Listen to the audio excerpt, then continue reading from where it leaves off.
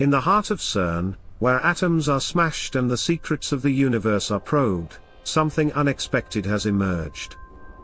During high-energy collisions between argon and scandium nuclei, scientists working on the Na61/SHINE experiment spotted a strange and startling pattern.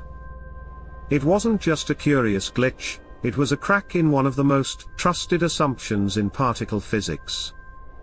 At stake is a principle called flavor symmetry, the idea that nature treats the up and down quarks nearly the same.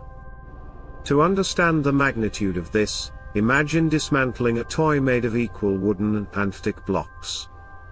You'll expect to find the same number of each. Physicists assumed that in nuclear collisions, up and down quarks would be similarly balanced. But the data told a different story.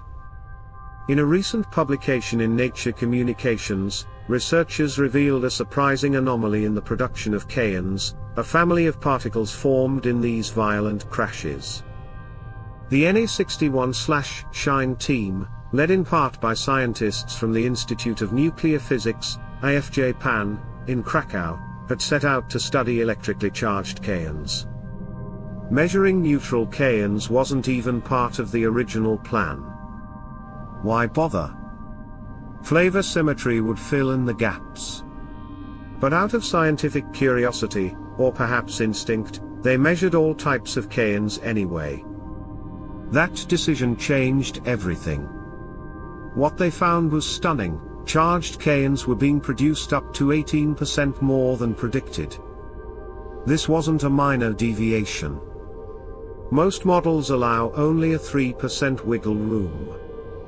This was 6 times that. To make sense of it, they looked deeper. Argon and scandium have more neutrons than protons, especially scandium. That means more down quarks were present before the collisions. Logically, if symmetry broke, there should be more down quarks afterward. But that's not what happened. Instead, the up quarks took over. Professor Katarzyna Grzebiewska from Warsaw University of Technology summed it up: "Our analyses show unequivocally, flavor symmetry is disrupted in the other direction. This isn't just a small hiccup.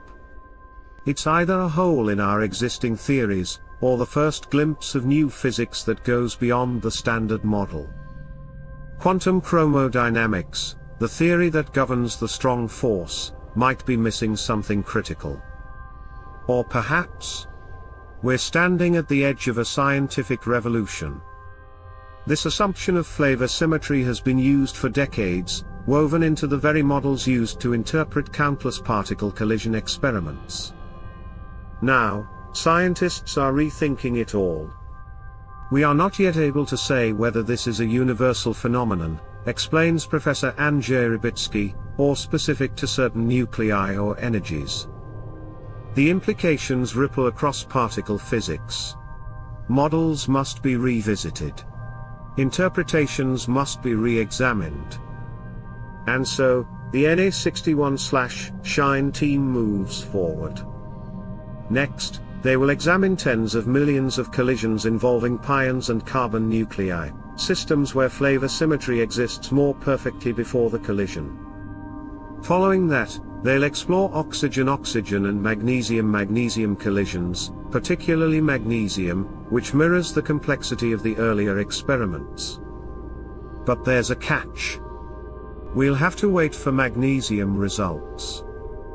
The Large Hadron Collider is about to undergo a major upgrade, lasting 3 years. Still, something extraordinary has been uncovered. A mystery at the heart of matter. And with it, a new chapter in the story of the universe is just beginning to unfold. Thanks for watching. If you are new to our channel, please subscribe to our channel and turn on the bell for further notification.